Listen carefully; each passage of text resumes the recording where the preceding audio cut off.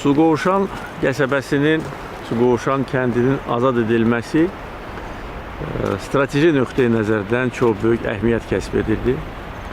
Çünki bu kəndin yerləşməsi müharibənin gedişatında önəmli rol oynayırdı və kəndin bizim əlimizdə olması bizə gələcək əməliyyatlarımızda üstünlük təşkil edir. Düşmən yəqin ki, təbii ki, bilirdi ki, biz bu istiqamətdən hərəkətə keçəcəyik və Talış və Suqovuşan kəndləri bir gündə, keçən ilin oktyabrın 3-də işğaldan azad edilmişdir. Burada çox güclü istehkamlar qurulmuşdu. Bir neçə müdafiə xətti təşkil edilmişdi. Bütün strateji yüksəkliklərdə, kəndə gedən yüksəkliklərdə düşmən yerləşmişdi. Və Azərbaycan ordusu böyük qəhrəmanlıq və fədakarlıq göstərərək şiddətli döyüşlər nəticəsində bu hər iki kəndi işğaldan azad etdi.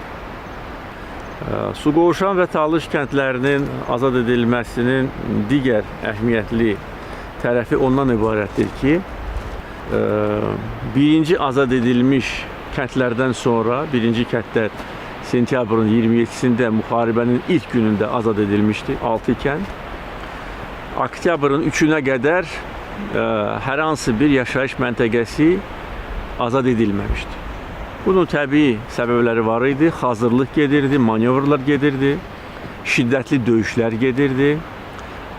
Ancaq müharibənin ilk günündən sonra, əldə edilmiş qələbələrdən sonra növbəti yaşayış məntəqələrinin azad edilməsi əlbəttə ki, ordumuza, xalqımıza əlavə güc, mənəvi güc verirdi. Və müharibənin 7-ci günündə 8 kəndin azad edilməsi, o cümlədən keçmiş Dağlıq Qarabağ Muxtar vilayətinin ərazisində yerləşmiş bu kəndlərin azad edilməsi böyük mənəvi üstünlük bizə verir.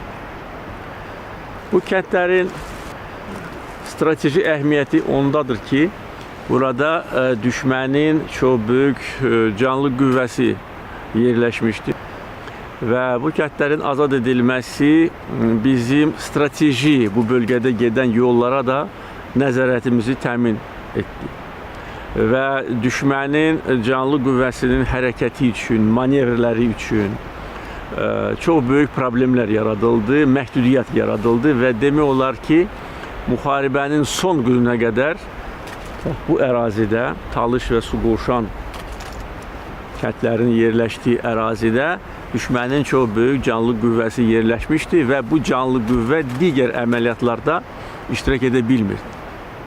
Birinci növbədə ona görə ki, strateji yollar artıq bizim nəzarətimizdə idi.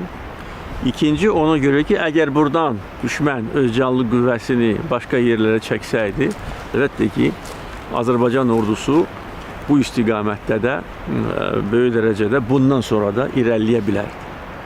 Ona görə bizim taktiki addımlarımız və manevr etmə imkanlarımız düşünülmüş addımları idi və burada demək olar ki, düşmənin böyük hərbi birləşməsi iflic vəziyyətdə qalmışdı.